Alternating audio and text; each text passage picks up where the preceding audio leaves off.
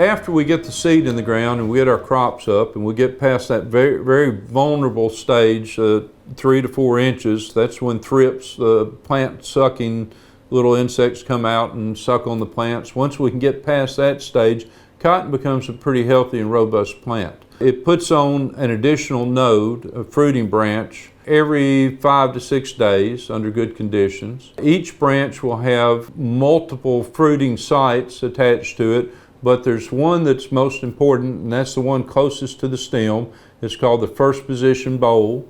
What you first see is what we call pinhead squares. They're little bitty squares that appear and you can just barely see them. And that's when plants become susceptible to insect damage at that early stage.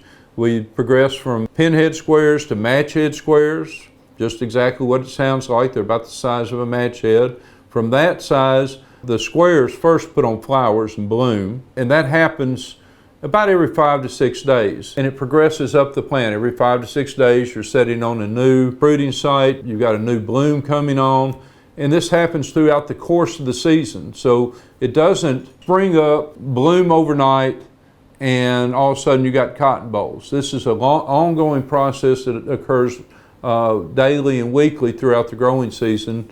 So we have to protect these vulnerable cotton plants from insect damage all throughout the season. We have the pinhead square, the match head square, we have a bloom, the bloom comes out, falls off, and then what's left is a bowl. It takes about 750 DD60s to mature the bowl. It's vulnerable to insect damage up to about 400 DD60s. You're constantly adding new fruiting sites. You're constantly have different stages of maturity up and down the plant, and various parts of the plant are susceptible to insect damage.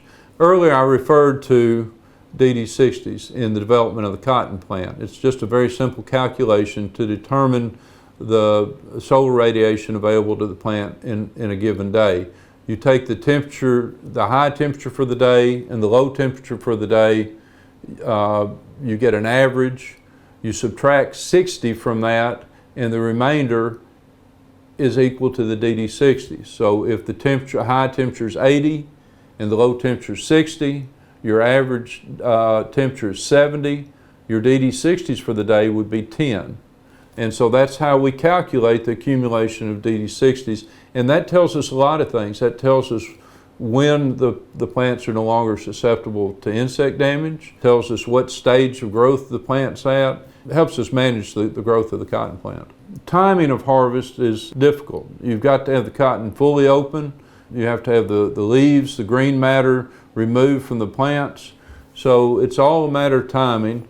We use a variety of methods to know when it's time to terminate the crop. We look at the number nodes above cracked bowl. As the bowls open, we count the nodes left on the plant that have harvestable bolls on them, and we're looking for a number of 4 nodes above cracked bowl is one guideline.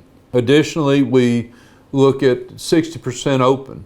Once the crop reaches a level of 60% open, we also consider terminating it.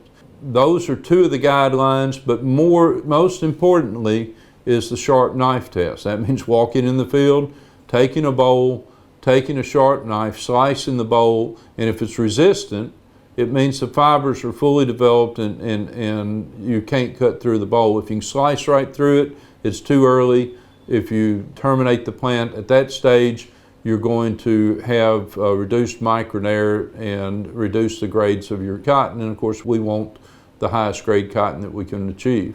Also, when you cut the bowl, you look inside at the leaves to make sure the cotyledons are fully formed in the seed and your seed coats start to turn dark color. This is getting off a little bit in the weeds, but that's what we do in order to over and over again to determine the maturity of the cotton plant.